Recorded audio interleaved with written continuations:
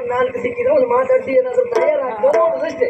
ನೀವು ತಯಾರಾಗುವ ಲಕ್ಷಣ ಕಾಣ್ತಿದ್ರೆ ಒಂದು ಮಾತಾಡಿಸಿ ಹೋಗುದಿಲ್ಲ. ನನ್ನ ಹೆಂಡತಿ ಹೇಳಿದ್ದು ಭಾಷೆ ಬಾರದೆ ಇದ್ದವ್ರು ಎದುರುಗಡೆಯಲ್ಲಿ ನಾಲ್ಕು ಮಾತಾಡುದು ನಾನು ಕೇಳ್ಕೊಂಡೆ.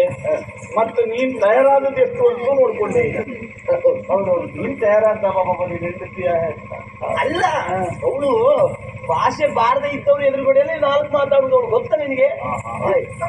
ಏನ್ ಹೇಳಿದ್ರೆ ಭಾಷೆ ಬಾರದೆ ಇದ್ದವರಲ್ಲಿ ಮಾತಾಡೋದಲ್ಲ, ಬಾರದೆ ಇದ್ದವರಿಗೆ ಮಾತಾಡಿಸಿ ಭಾಷೆ ಬರಿಸು. ನಾನು ಅದೇ ಹೇಳಿದ್ದು. ವಾಕ್ಚತುರತೆ ಅಂತ ಹೇಳ್ತಾರೆ ದೊಡ್ಡ ಶಬ್ದ. ನಾನು ಅದೇ ಹೇಳಿದ್ದು, ಅವನಿಗೆ ಅರ್ಥ ಆಗಲಿಲ್ಲ ಅಷ್ಟೇ. ನೀ ಮಾತಾಡಿ, ನೀವು ಮಲ್ಕೊಂಡದಲ್ವಾ ಅಲ್ಲಿ. ಇದು ಸುಮ್ಮನೆ ಸಾಯಿಬೇಡ, ಕಿತ್ತುಕೊಂಡು ಬಂದದನ್ನ ಮರಳಿ ಕೊಡು, ಉಳಿಸಿ. ಅದಲ್ಲ ಅಂತ ಆದ್ರೆ ಇವತ್ತಾಯ್ತು, ನೆನಪಿಟ್ಟುಕೋ, ಇನ್ನೇ ನಿನ್ನ ಕೊನೆಯ ದಿನ. ಏನ ಸ್ವರ ನನಗುಂಟು, ನಾನು ಹೆಣ್ಣು ಸ್ವರ ಏರ್ಸಿಲ್ಲ.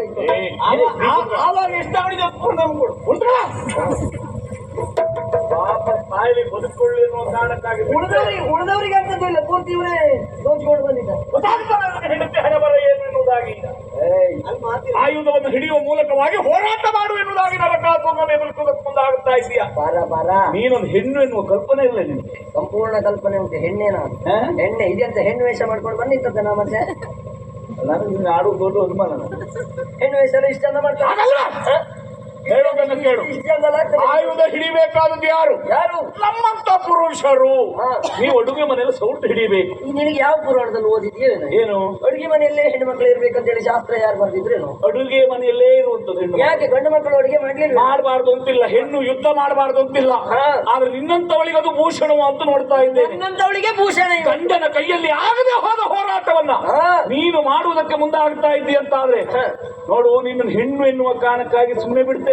ಆ ಔದಾರಿ ಎಲ್ಲ ತೋರಿಸುವುದೇ ಬೇಡ. ಈ ಕೈಲಾಗದೆ ಇದ್ದವರಿಗೆ ಬಾಯಿ ಹೆಚ್ಚು ಎನ್ನುವುದು ಕೇಳಿದ್ದೇನೆ. ಏನು ಒಂದು ಅಲ್ಲ, ಕೈಲಾಗದೆ ಹೋಗಿ ಈಗ ಇಂದ್ರನನ್ನ ತೋರಿಸಿದ್ದೇನೆ, ನಾನು ಕೃಷ್ಣ ಏನೇನೆಲ್ಲ ಗಂಡು ಕಳೆದಿದ್ದೇನೆ. ನೀನು ಹೆಚ್ಚಿಗೆ ಮಾತಾಡಿದ್ರೆ ನೀನೇ ಹಾಗೆ, ನೀನು ಹಾಗೆ ಆಗ್ತದೆ. ಮಾತಾಡ್ಬೇಡ, ನಾನು ಮಾತಾಡ್ತ ಹಾಗಲ್ಲ. ಯುದ್ಧ ಮಾಡುವ ಮನಸ್ಸಿದ್ರೆ ಯುದ್ಧ ಮಾಡು, ಇಲ್ಲ ಅಂತ ಹೇಳಿದ್ರೆ ಓಡಿ ಹೋಗಿ ಯುದ್ಧ ಮಾಡುವುದಲ್ಲ, ನಿನಗೂ ಪಡೆದ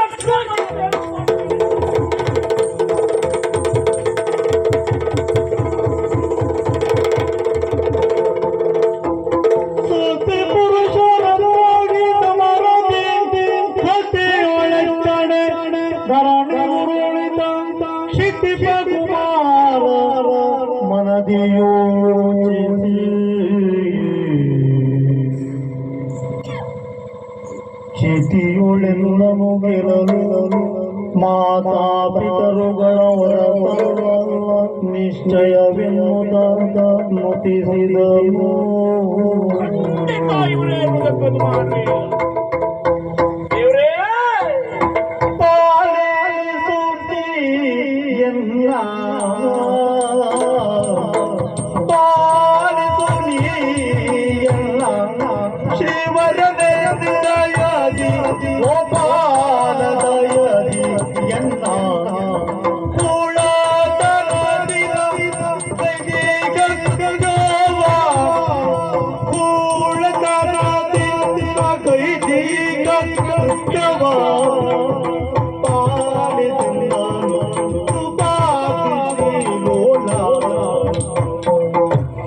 ಆಶ್ಚರ್ಯ ನಮಗಾಗುತ್ತಾ ಇದೆ.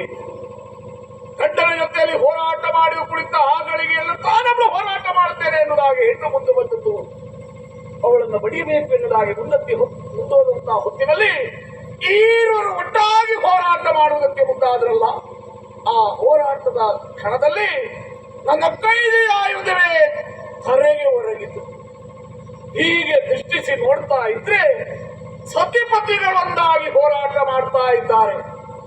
ನನಗಿರುವ ವರ, ತಂದೆ ತಾಯಿಗಳು ಒಟ್ಟಾಗಿ ನನ್ನ ಎದುರಲ್ಲಿ ಹೋರಾಟಕ್ಕೆ ನಿಂತ ಆಗಳಿಗೆಯಲ್ಲಿ ನನಗೆ ಸೋಲು ಬರಲಿ ಸವರಿಕ್ರಿ ಎನ್ನುವುದಾಗಿ. ಹಾಗಾದ್ರೆ ಇವರು ಒಟ್ಟಾಗಿ ಹೋರಾಟ ಮಾಡ್ತಾ ಇದ್ದಾರೆ ಅಂತಾದ್ರೆ ಇವರೇ ನನ್ನ ತಂದೆ ತಾಯಿಗಳು, ನನ್ನ ಜನ್ಮಕ್ಕೆ ಕಾರಣೀಕರ್ತರು. ಇದು ನನ್ನ ತಪ್ಪನ್ನ ಮನ್ನಿಸಬೇಕು. ದೌಷ್ಟ್ಯ ತರದಿಂದ ಅಟ್ಟಹಾಸದಿಂದ ಬೆಳೆದಾಡಿದ ಇದ್ದೇನೆ. ಈಗ ನನಗೆ ಅಜ್ಞಾನದ ಅಂಧಕಾರ ಮುಸುಕಿದ ನನಗೆ ಸುಜ್ಞಾನದ ಬೆಳಕು ಬೇರಿದೆ ಎನ್ನುವುದಕ್ಕೆ ಇಲ್ಲ. ಆದ್ರಿಂದ ಇದೆಲ್ಲ ಯಾಕೆ ಅನ್ನೋದು ಗೊತ್ತಾಗ್ತಾ ಇಲ್ಲ. ಎಲ್ಲವನ್ನ ತಿಳಿಯಪಡಿಸಬೇಕು ಅಂತ ಪ್ರಾರ್ಥಿಸಿಕೊಳ್ತಾ ಇದ್ದೇನೆ. ಮಗು ಮೆಚ್ಚಿದೆನು ನಿನ್ನ ಧನ ಪದನಿ ಬಾವುಗೆ ನಾನು ಮೆಚ್ಚಿದೆನು ನಿನ್ನ ಗಣಪತಿ ಬಾವುಗೆ ನಾನು ಹೆಚ್ಚು ಮಾತುಗಳೆಂದರೆ ತಿಳಿದರೆ ಮನಸ್ಸೇ.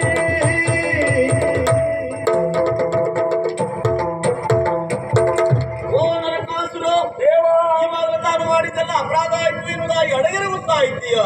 ಆದಷ್ಟು ನಾನು ನಿನ್ನನ್ನು ಒಪ್ಪಿಕೊಳ್ಳುತ್ತೇನೆ, ಉತ್ತರಿಸುತ್ತೇನೆ. ಮಾತ್ರ ಅಲ್ಲ, ನಿನ್ನ ಹೆಚ್ಚಿನ ತರವಾದಂತಹ ಪೌರುಷ ಹಾಗೂ ಈ ರೀತಿಯಾಗಿ ನನ್ನ ಸ್ತುತಿಸುತ್ತಾ ಇದ್ದೀಯಲ್ಲ, ಅದಕ್ಕೆ ನಾನು ಮೆಚ್ಚಿದ್ದೇನೆ. ಕೇವಲ ಮೆಚ್ಚಿದ್ದು ಮಾತ್ರ ಅಲ್ಲ, ಇನ್ನು ಅಪೇಕ್ಷೆಗಳು ಏನಾದರೂ ಇದ್ರೆ ಕೇಳಿಕೋ, ಅದನ್ನು ನಾನು ಈಡೇರಿಸ್ತೇನೆ. ಓ ದೇವರೇ, ಹರಿಯ ನಿರ್ಣಯ ಚರಣ